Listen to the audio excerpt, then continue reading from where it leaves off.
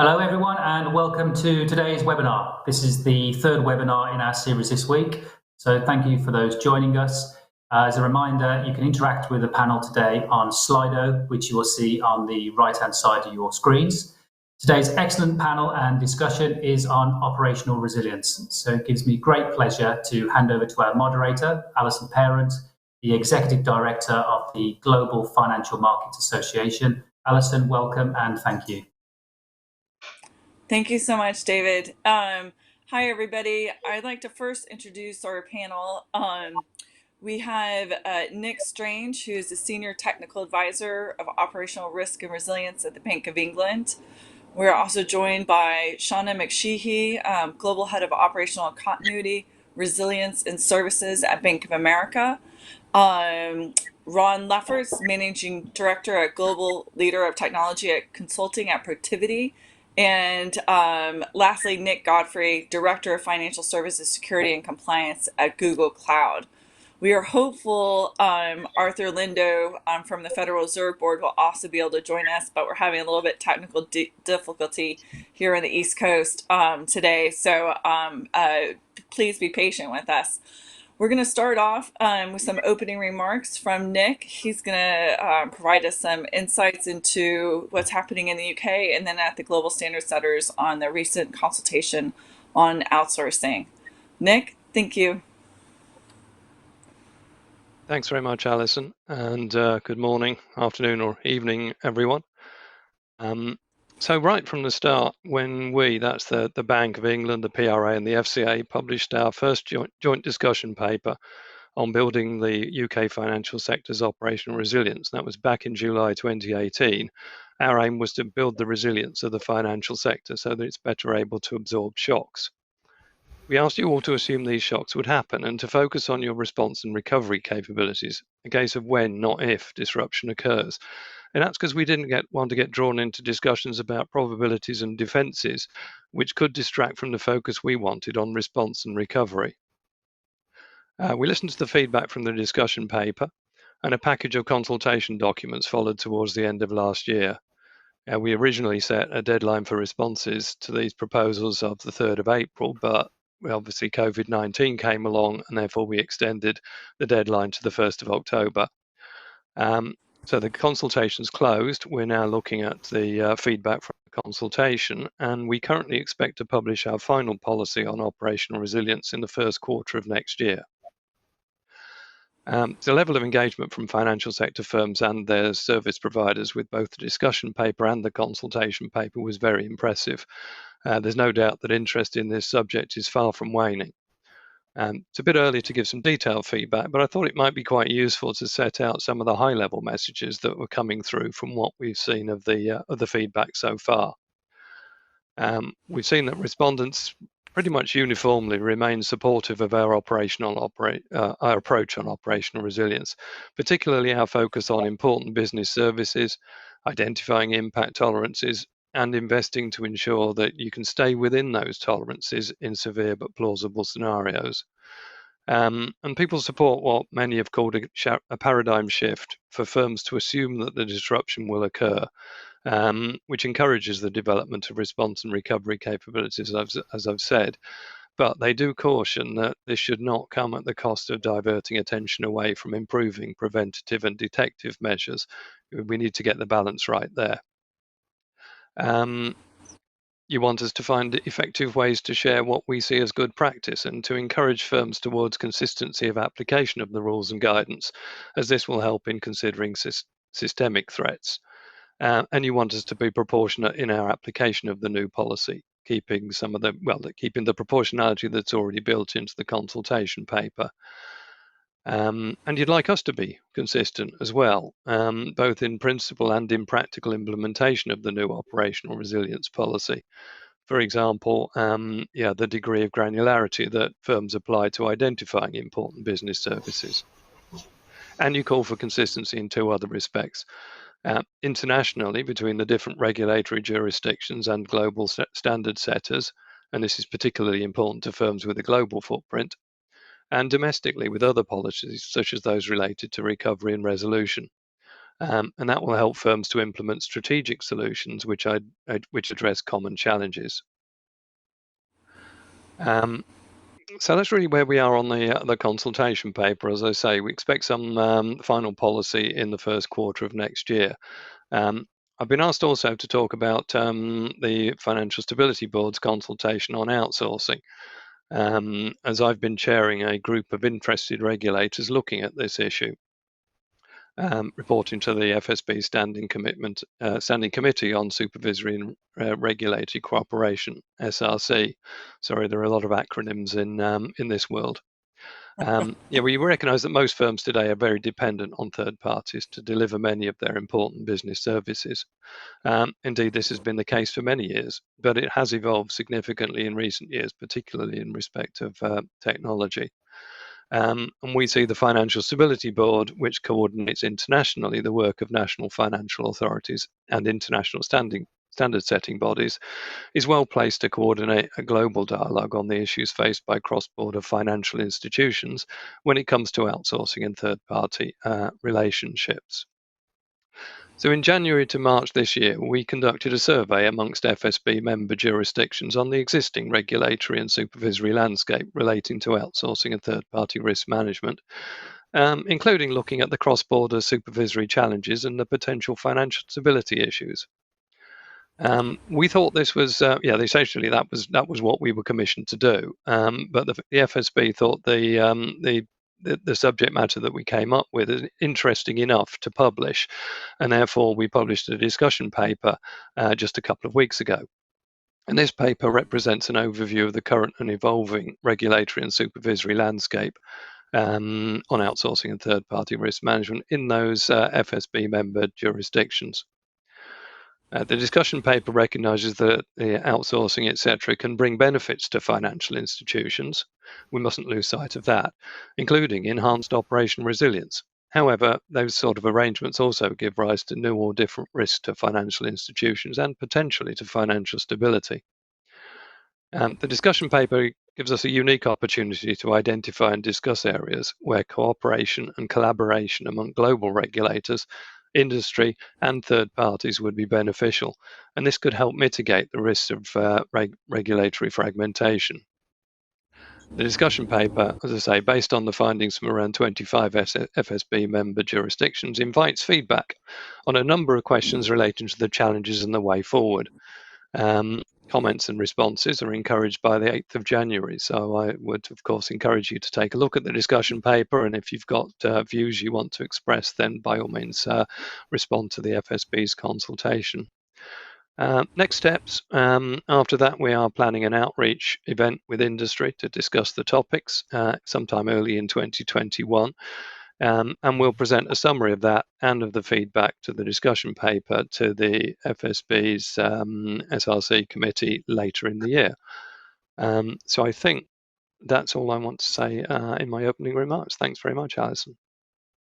Well, thank you, Nick. That was fantastic. And thank you for your leadership in this space. I know you've been part of it from the beginning at the Bank of England and in your role on the Basel Committee, as well as the FSB. So we're going to turn now to the questions with the panelists. And I'm going to start off just building on one of the points that Nick mentioned, in the sense that, this year with the pandemic, it has introduced, an opportunity to see how resilience programs are working. So I'm curious, how has the understanding of resilience by firms and then the regulators that they work with matured in the last 12 months? And I'll start with Shauna. I'm going to come to you, if that's good. Sure. Absolutely. Thank you for having me as well. Good morning, good afternoon, good evening, everybody. So in terms of our understanding of resilience and how it's changed within the last 12 months, at the onset of this conversation, at the onset of the commentary papers, of all of the dialogue that we started having amongst the industry with our regulators, as well as with other peer firms, conceptually, we could grasp what operational resiliency was ultimately trying to do, right? When we talk about things like impact tolerance, when we talk about things like catastrophic events, we very quickly understood, the scenarios that were being put forth and ultimately what was being asked. But I think within the last 12 months, where we have matured is how. How do you actually apply this kind of event to your most critical services? How do you actually identify your most critical services? So I think within the last 12 months, we've really had a really fantastic maturity within our firm and within, peer firms, where applying this scenario, applying this discussion of operational resiliency, we truly have been able to decipher what is our most critical services to the bank. If you had asked us that 3 years ago, we would have had a very large list. And the reality is, in this kind of scenario, in this kind of discussion, it is not as big of a list as you would think. And so I think we've actually had a really good maturity in terms of understanding what is truly critical to us. And then I think another thing I'd like to call out is we've absolutely had some fantastic work and some fantastic understanding and learnings of what is actually critical within the service itself. So, when we talked about impact tolerance 18 months ago or 2 years ago, we kind of knew what that was, but now we're actually seeing it. Now we're actually seeing it come to life within these services. We're starting to see the dialogue that is happening across our front office service owners with their operations and technical partners. We're starting to truly understand what that impact tolerance really means and the information and the details behind that, which I think is fantastic. And lastly, I'd call out kind of under that same realm, if you, again, 3 years ago had asked, as an example, what are all of the enablers of that service, you would get a really extensive listing of, people and technology and applications and infrastructure and third parties. But again, this subject is really pushing us to contemplate and to document what actually is critical within that service, right? It is not everything underneath it. It's not 80 applications, every application underneath a particular service. It's the 16 that actually run it. Those are the ones that we have to get back up and running. Those are the ones we have to focus in on. So again, I think to summarize, conceptually, this conversation about resiliency, we got it pretty quickly. We got the what, but it was the how. How do you actually apply this? And we're starting to see that come to life as we apply it to the services themselves. We're really starting to understand what these concepts actually mean and applying it to a real life scenario. And I think that's just probably been the best thing that has come out within the last 12 months for us. Thank you, Shauna. That's really helpful. And I think that is an important distinction of kind of the evolution of thinking that's happened in the industry. Nick Godfrey, I'd like to ask you as follow on to that, what have you seen from a Google Cloud perspective that's changed over the last 12 months for you as an institution, but also what has changed in your dialogue with your clients out in the financial services industry over the last 12 months? Thanks, Alison, and thank you for inviting us to talk. Good morning, good afternoon, good evening to you all, wherever you may be. I think a couple of things stand out. So first, just in general, in terms of the thinking around operational resilience, one of the things that I think is most encouraging is the recognition and the use of the language of operational resilience being an outcome rather than a specific or singular activity. I think that's very helpful in terms of building resilience across the industry because it prevents organizations taking a narrow approach towards resilience, using old-fashioned business continuity methods, etc. So the emphasis on it being an outcome, I think, is very important. I think as regards this year, there's talk, we talk about using severe but plausible scenarios to test your operational resilience assumptions, your planning. I think this year has been an excellent example of why you need to think about those severe but plausible scenarios. We've lived through one. We are living through one. In terms of the consequences and the way that we've had conversation with customers about the COVID-19 pandemic, I think it's acted as a catalyst to accelerate a number of trends that we were seeing in the industry. And it's forced, if you like, to think of it from a resilience perspective, it's forced the agenda of how do we decouple business services specific dependencies on certain locations, certain people, certain channels for interacting with customers. So we've seen customers having to implement technology to enable large-scale working at home when previously they were predominantly an office-bound workforce. We've seen the acceleration of digital channels to allow customers to access services that previously they would have accessed probably physically or through a call center, which again is subject to challenges in this situation. So we've seen an acceleration and a better understanding of how do you decouple your business services from specific dependencies in order that you can build a resilient ecosystem that will sustain you through a number of different scenarios. Thank you. And then Ron, listening to both of them, I know you work with different market participants across the, I would say the ecosystem. So what are you seeing coming out of this past year? Well, no, thanks, Allison. Again, thank you for having me, and thanks everyone for joining this panel today and listening to our thoughts. I think one way to look at it is there's been a reaffirmation that it is inevitable that systems will fail, processes will be disrupted, cyber attacks will be successful, and pandemics will occur. So the principles of operational resilience really are draw specific attention to this inevitability.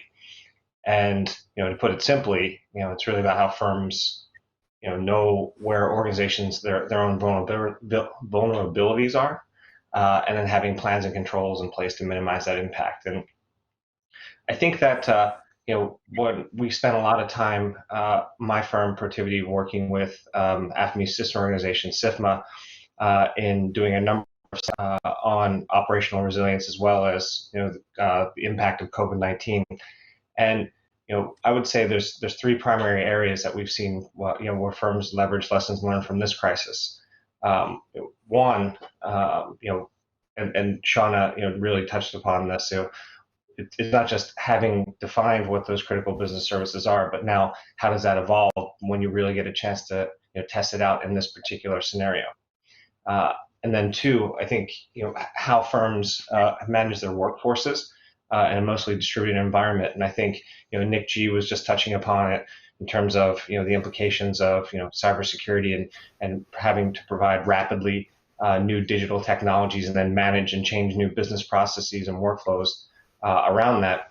I think those implications going forward on service delivery and the implications on productivity and how to manage teams effectively going forward are top of mind issues in the firms that we've discussed this topic with. And then what's really become apparent, and the third point would be around third-party management. So third parties have become increasingly critical in firms providing their services, and so the interaction with the risk management and the communication with those third parties and potential improvements to that going forward, as well as lessons for implementation of further expansion of uses of those services. These lessons over the past year will become critical inputs as firms look to expand out those usages. And then, one of the questions that often comes up, especially, is around the regulatory guidance. So there's been much more clarity and additional public of some of the guidance, and I think we're going to touch upon the differences a little bit later in this discussion. But I think one other common theme that I heard is a great partnership has been demonstrated with firms and the regulators during this period of time, and the kind of flexibility that's been required to make sure that operations run smoothly. I mean, one of the most prominent examples is the relief around wet signatures, right, to enable business processes to continue through, knowing that people are operating in a remote environment, and some of those need to be rapidly move up into a digitized form. And so that ongoing partnership and some lessons from that, I think, have also been important findings. Thank you so much, Ron. I totally agree. I think the people, processes, and communication channels that have been tested and then evaluated and built out both internally and then also externally with your third-party providers as well as with regulators is key, and that's something that should be always kind of kept up to speed. And then the other thing that I came through in everybody's remarks is the fact that this is an evolution and this is an iterative process, and and focusing on outcomes does help to provide that flexibility and meeting expectations. The next question I have is kind of for if you're somebody listening today that just happened to be curious about AFME's TechNops conference and participating, and how, as an average person, how do you explain to have confidence in the resiliency of the financial sector and especially the financial institutions? How do you explain that just to your husband, wife, your mom? I'm curious. I'll start with Nick. We'll see what Nick has to say here. Okay, a tricky one, but I think really you can compare operational resilience to financial resilience. A lot of work's gone in over the last decade to boost the capital and liquidity of the financial sector so that it can withstand financial shocks like we saw in 2008, etc. But there's been a growing realization that why are we doing that? I mean, essentially, we're doing that to protect the services that those organizations provide. But along comes cyber risk, which particularly casts a focus on the fact that actually those services which they provide could be jeopardized without the firm itself running into any kind of financial difficulty. And therefore, as regulators and as an industry, we need to do more to protect the services from those kind of operational disruptions, as well as from the financial failure of the firms that provide them. I think is how I would, in a kind of elevator pitch, describe it. That's a fair point. Ron, building on the point that Nick made on cyber resilience, needless to say, the industry's been doing a lot in this space over the years. How would you discuss, share what you think how firms are managing that?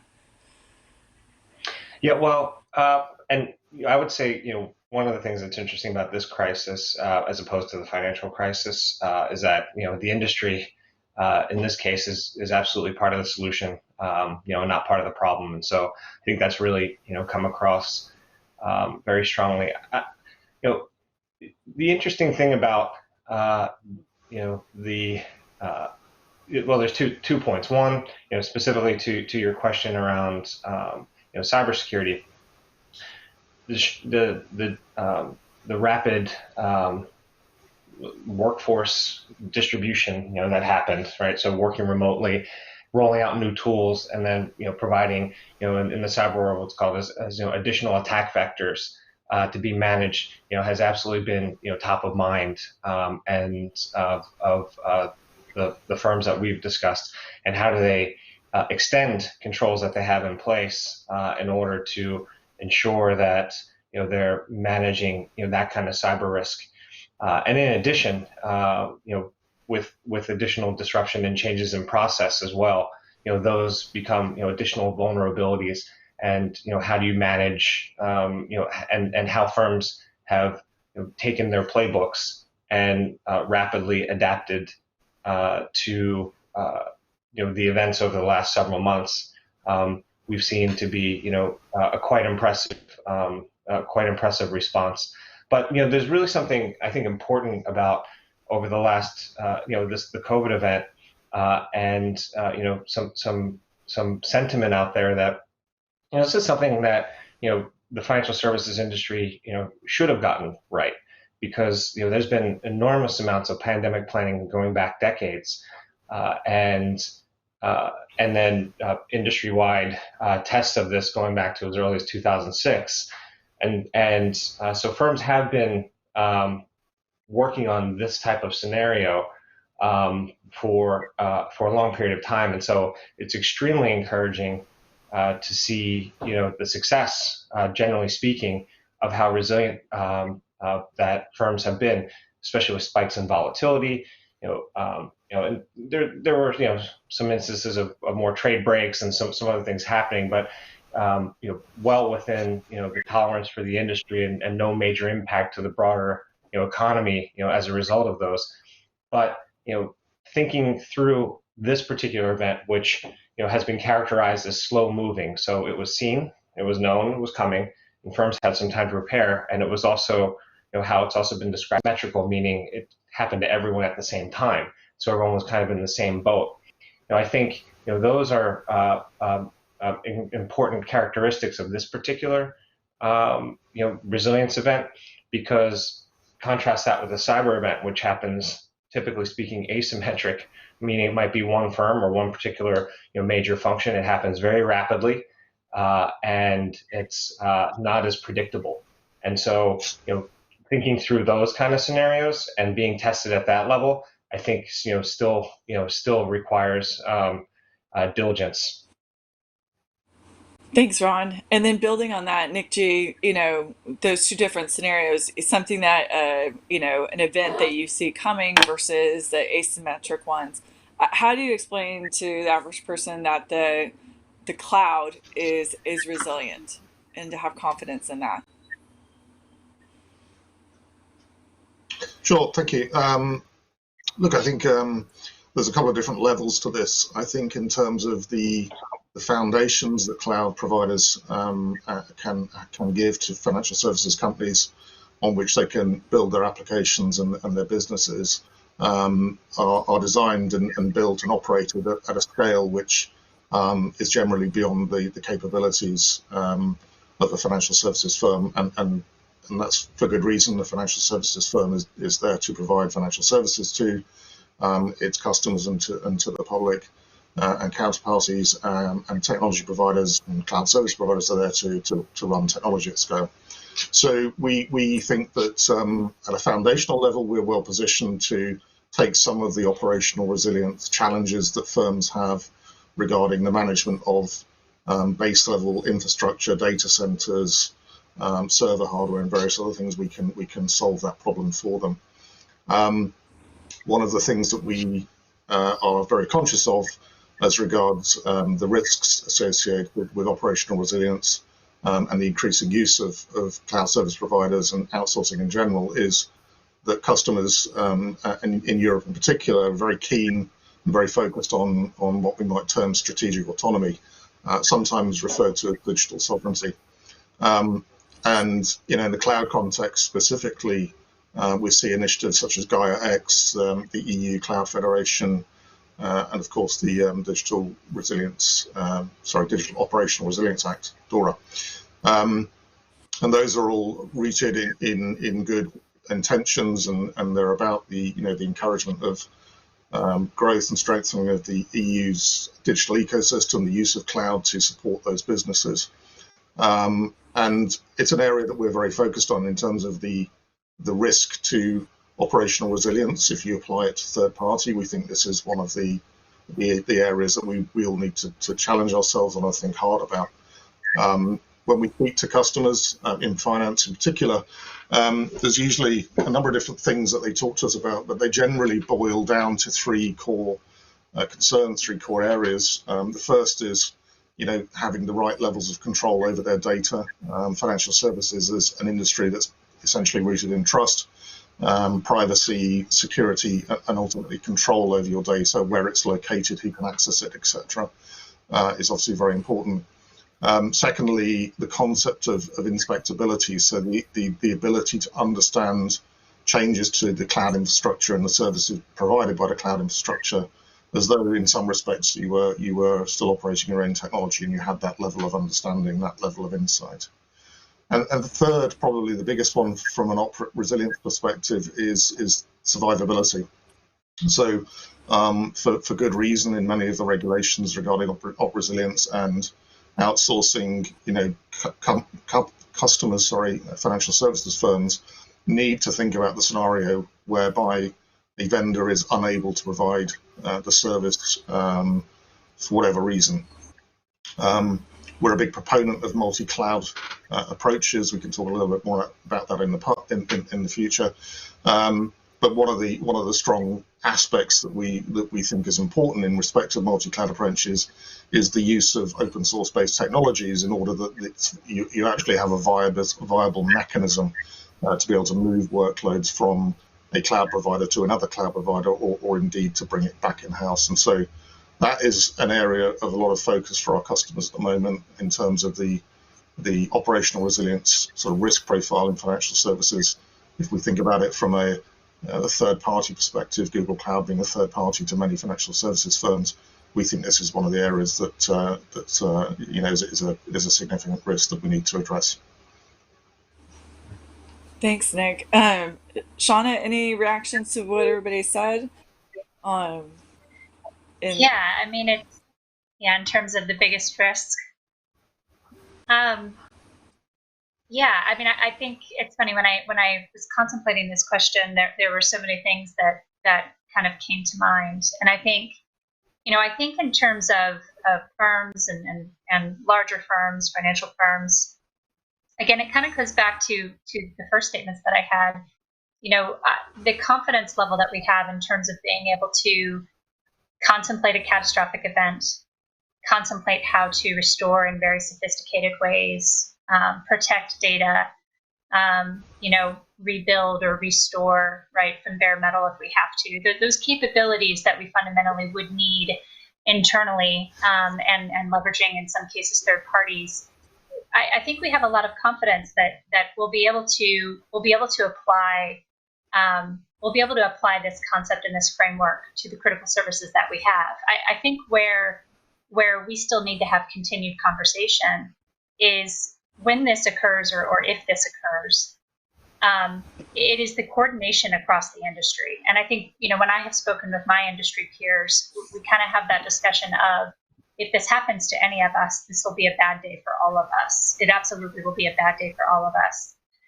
Advancement of capabilities at Bank of America is not going to put us at a competitive edge versus our peer banks, right? As we build these capabilities, we need to be talking amongst each other, and we really do need to be coordinating. And I think that goes a bit to what Nick was saying, or to what Ron was saying, excuse me.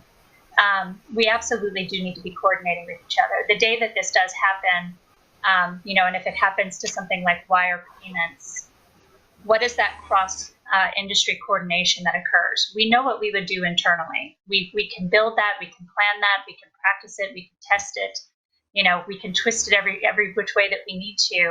But what is the coordination that ultimately happens within the industry? And we need to move from having conversations about operational resiliency conceptually and how are we applying it internally. We need to move that conversation from that high level conversation to more specific conversations about, okay, let's talk about wire payments. Let's talk about clearing and settling. And let's have some dialogue about how to help each other and how to move this subject forward on those very specific industry critical services. That's kind of some of the, there's probably 2 or 3 other things that would come to mind in terms of this particular subject, but that's one, I think, that immediately came to mind. And I think that's a good segue into our other discussion topic on, are third parties aware and able to meet what is expected of financial services firms? And to that point, there is this question that's being posed in Europe, and then obviously Nick assured that the FSB has a consultation out there. But I think it boils down to, what we discussed in prep for this panel, but also one of the questions that has popped up on Slido. Should critical third parties be expected to manage similar levels of operational resilience as the financial or I would say globally significant financial services firms? And I will start there actually with Ron, and then Nick. I'll give you a second and we'll come back to you on that. So how do you see it, Ron? Looking across the different market participants.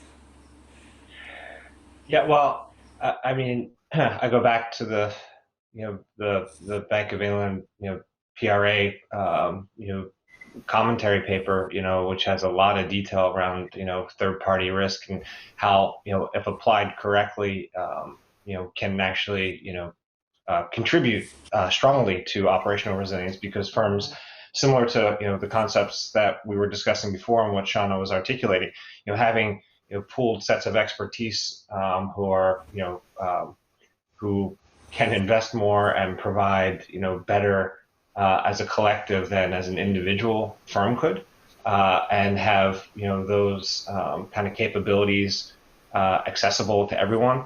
Actually, it's not about, to Shauna's point, being competitive or leveling the playing field, but just providing a common set of standard resilience that everyone can participate and share in, whether you're tier one firm or you're a startup. And so I think kind of that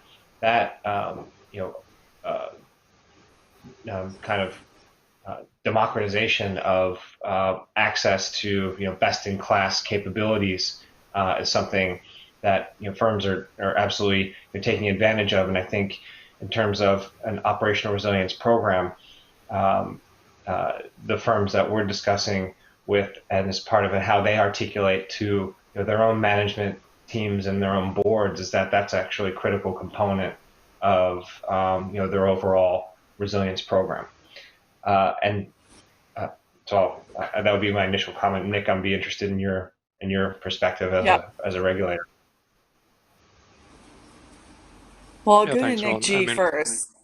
Okay. Oh, go ahead, Nick. Sorry. If you want to. No, please go, Nick. Nick Strange. Okay.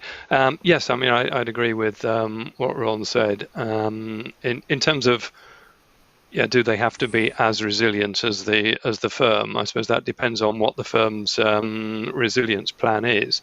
If the firm's resilience plan is to switch immediately between supplier A and supplier B, then supplier A doesn't need to be 100, as resilient as the firm itself. But if it's got no ready substitution like that, then there's going to have to be a discussion between the regulated firm and the third-party supplier to identify where the firm discusses the impact tolerances that it's come up with, and tries to gain assurance from the third party that that third party can actually meet the tolerance. As I say, if substitutability is an option, then that becomes a different discussion. Thanks. Nick G, this goes back to, I think, some firm, the EU is looking at it, but should critical third parties be expected to manage to the same level as financial services firms? And as somebody who used to be has that background, is it the same? Is it kind of the same ecosystem of rules and things that you should think would also be appropriate for third-party providers like a cloud provider like yourselves? Sure. Yeah. I mean, I think Nick framed it very well. Actually, I think there's two things to consider. The first is the resilience of the third party itself, and then there's the bank or the firm's approach to operational resilience, which, to Nick's point, may sort of supersede that and may include substitutability, or the idea that we'd have multiple providers. So I guess on the first of those two things, I think, as I mentioned earlier, Google operates at a scale and uses technology and processes which probably provide and arguably provide higher levels of what we might term technical resilience, so the IT resilience, than your average financial services firm can achieve using their own technology and their own data centers for all the reasons we talked about earlier, right?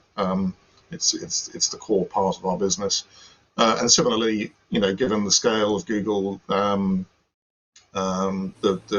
Google businesses, in addition to Google Cloud, we obviously have very advanced cybersecurity capabilities and the ability to withstand volumes and scales of attacks, which perhaps again, traditional IT would struggle with, bearing in mind the way in which networks are architected.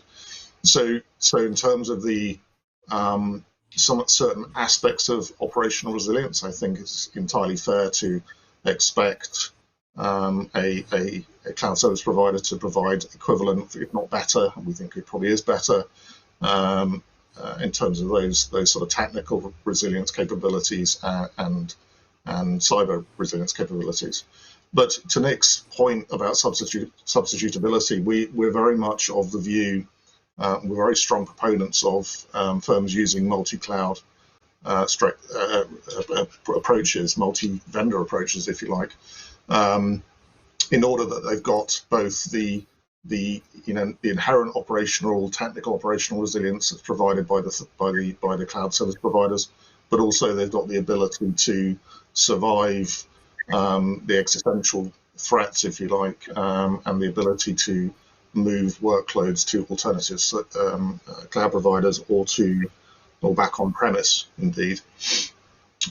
There's a challenge in terms of using multi-cloud and the actual viability of multi-cloud in terms of providing the survivability and the portability and the substitutability you would look to achieve by having a multi-cloud strategy, and that's largely down to the use of proprietary technology, which, while you could re-engineer and refactor your technology to work it on a different cloud provider, in practice isn't a very easy thing to achieve in a reasonable time frame. So to that end, our view is that if portability and interoperability are important, and we think they are because of the needs for survivability, then you need to be basing your technology on open source standards so that you're not locked into a particular provider, even if that provider provides you with a managed service of that particular piece of open source technology. The underlying technology is still open source. You can run it wherever you wish on an alternative cloud provider or, as I said, on premise. So yeah, we think that the need for a sort of robust provider, switching ecosystem, if you want to call it that, is important, particularly in Europe. But to address the ultimate requirements, if you like, in terms of operational resilience. Thank you. I'm curious, Shauna, as you listen to them, and substitutability sounds fantastic, but then for a global firm like Bank of America, you have critical services around the world. All of this quickly becomes very complicated, and how are you looking at those issues? Yeah, and I love to simplify things. I think if we can just simplify all of this, it's going to be that much more successful. So I think when I think of third parties, listen, it's kind of the same conversation with third parties that we're having with our front office service owners. This dialogue, this subject is absolutely requiring front office service owners to truly understand, number one, that this kind of event could occur, that a catastrophic event could occur, and number two, how their service actually runs. And I know I'm not the only one. I know other firms, when we're trying to kind of get our front office people to onboarded, right, and to get them understanding what we're trying to do and what is their accountability.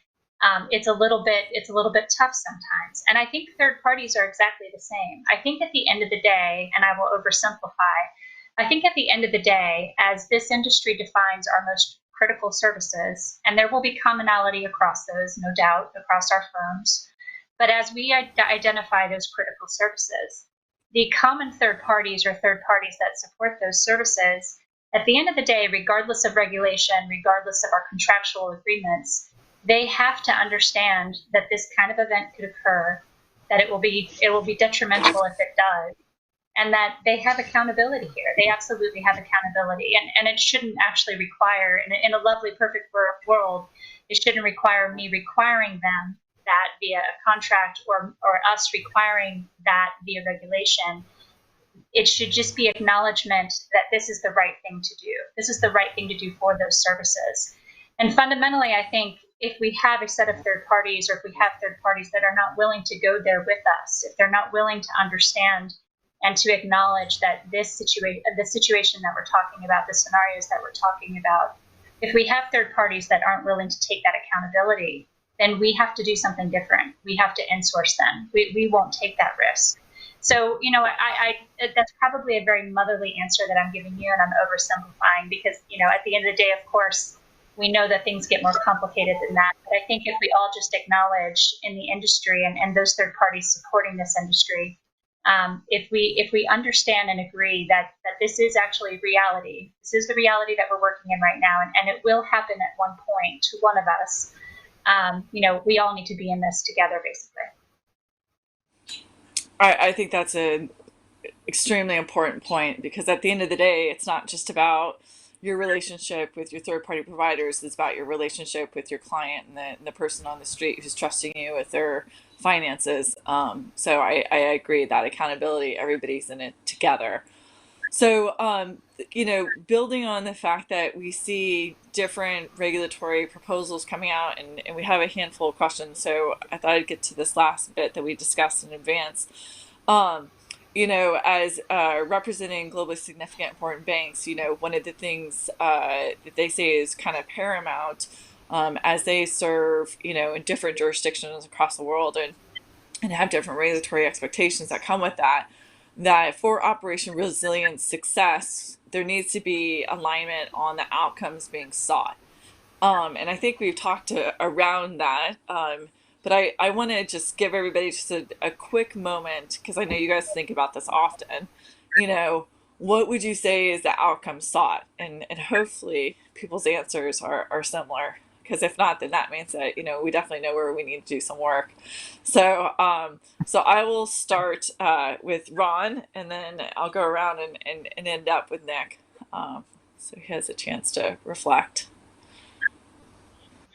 Sure, thanks. And in dealing to Allison, how you were framing it, right, with the multinational members and my firm's clients, and having we often wind up on this discussion of harmonization, right, and what is the intent of is the intent of all of these guidelines and soon to be specific rules around operational resilience, is the intent the same? And we know the language is different, and you can take the various comparisons, whether it's it's a critical business service or critical operations or core business lines, and what levels those are defined at. There's clearly variances across the different regulatory discussion and consultation papers and statements that are out there. Generally speaking, the intent, the common feedback that I've gotten is that firms feel that the intent is there. But there is a greater desire to have more, let's say, consistent definitions. And so let's take impact tolerance or risk tolerance, and risk tolerance as examples. The way there's the different ways, without getting into specific, calling out specific regulators on this. There's one way of looking at it is that the impact tolerance isn't just about the internal firm's ability to withstand an event, but also what are the externalities of that, and what's the impact on the end client, and the potential impact on the market, and then the broader general economy, versus more of an inward look, and how some of the discussion papers and guidance around that, there are some subtle differences which I think will cause some challenges for firms as they operate across different jurisdictions to really get it right out of the gate in terms of what specific requirements there are that they have. I think, but the intent is to move beyond requirements, because I think everyone does agree that being operational resilient is the right thing to do.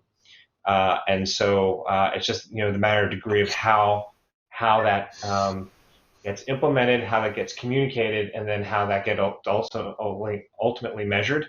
I think there's still what we've been hearing from our clients is that there's room to improve that harmonization. Okay, thanks, Ron. And then Nick G, I mean, with your background and now being at Google Cloud, what do you see as the outcome should be sought for the industry for operational resilience? That looks similar to Ron. I think whether you call it harmonization or whatever term you choose, if we can get to a place where the intent, to use Ron's word, is the same, we're trying to achieve the same things, then I think that will benefit financial services firms that have to operate across different jurisdictions. I think the only thing I would add from a cloud service provider perspective is that we'd also ask that the approaches are technologically feasible and sort of reflect a future of financial services firms increasingly using cloud-based technologies and the multi-tenant setups and environments that come along with that. Okay, thanks. Shauna, I'm sure this is something you talk about a lot. Oh, yes. I think I would just simply add, whether the word is harmonization or what is the intent, right, of the papers and the discussions that are occurring right now. I think, again, harmonization, simplification will lead to success. I think the more that we have differences of definition, whether one group wants to talk about critical services or critical processes or critical operations, when you hear different terms, you start thinking about global resolution planning, you think about your foundational business continuity programs, you think about operational resiliency. At the end of the day, we need to harmonize all of these. We need to not reinvent the wheel. We need to leverage what is there and teach ourselves a common language, because the simplification will ultimately lead to success. If we can speak and simplify the subjects that we're talking about, and if they are cohesive and actually working together at time of event, regardless of what that event is, we will be that much better off. We will be that much more successful. You will constantly hear me talk about simplification. Simplification is key, and that absolutely includes making sure that we're not trying to satisfy, several different definitions that really all at the end of the day are trying to get to the same kind of intention. So absolutely agree with what Ron and Nick has said about that. Thanks, Sean. I feel you almost quoted Nick Strange speech a little while ago when he said there may be different terms, but we're trying to achieve, it means the same thing. Now you're hearing the opposite interpretation of that, Nick, in the sense that those different terms, even if they are trying to achieve the same thing, potentially create confusion. So, any thoughts there? Yeah, we recognise there are different terms flying around. As Art's not here, I can safely say that really everyone should have just followed our consultation paper and copied and pasted. But we do have kind of different. We all have the same outcome in mind. They're looking at the 3 different consultations that have been out or are still out, and despite differences in terminology, we do distinguish between operational risk and operational resilience. We define operational resilience as an outcome, which is, as has been said already, is really important. We look at it through various different lenses, either the consumers, the safety and soundness, or financial stability. We want firms to identify what's important to all of those, and we want firms to test whether or not they are sufficiently resilient by performing some kind of stress or scenario testing. You'll never get perfect regulatory harmonization, but the key thing is, as regulators, we all talk to each other very regularly. So we don't go into this blindly. We will, of course, all have our own local interest. So even if we had perfect alignment across the regulations, in the UK, we're interested in the financial stability of the UK primarily, and the services that, say, Bank of America provide in the UK. They may be different to what the Fed's interested in, because they provide different services over there or through a different means. But we're all aligned on what we're trying to do here, and that is improve the operational resilience of essentially the global financial sector. Okay, thank you. So I'm conscious we just have a little over a minute left, and we do have a couple questions from the audience, and there's one I think I'll leave to potentially Nick G. Any specific comments on the open banking and APIs?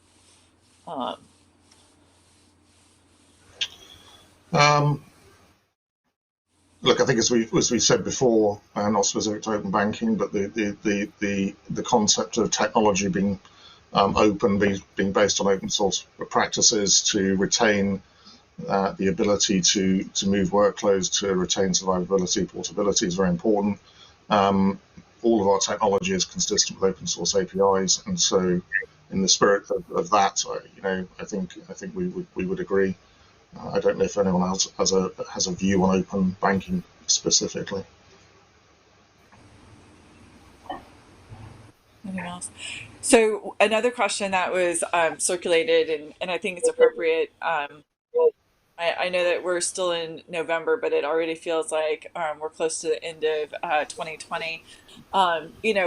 Looking into 2021, how are firms starting to think about, obviously the pandemic is ongoing, and sadly, many jurisdictions and communities are having escalation events, but in light of the ongoing nature of the current pandemic, what are some other issues that firms are looking to, test or be more prepared for as they go into 2021? Sean, I'll go with you. You seem to be nodding. Sure. Yeah, absolutely. So I guess the thing that I would say, it's endless, right? I think we are in a very volatile time, as everybody knows, and will continue to be. And it is endless, whether it is discussions around climate change, whether it's discussions around political situations or elections, and what kind of impacts that causes. The discussions of scenarios is endless, and it is very much the game of try and imagine everything or anything that could happen. What I will say, though, again, going back to my simplification, in terms of the frameworks that we establish and how we plan and how we test, we focus in on the impacts. We anchor ourselves against what is the worst impact that we can have, regardless of what caused it, whether it was a catastrophic cyber event, whether it was political unrest, whether it was several situations happening at once. We anchor our mechanisms and our frame against the impact. So we absolutely do contemplate other scenarios, and again, climate change is a big one right now. Brexit is coming back up, elections. These are all things that are still being discussed.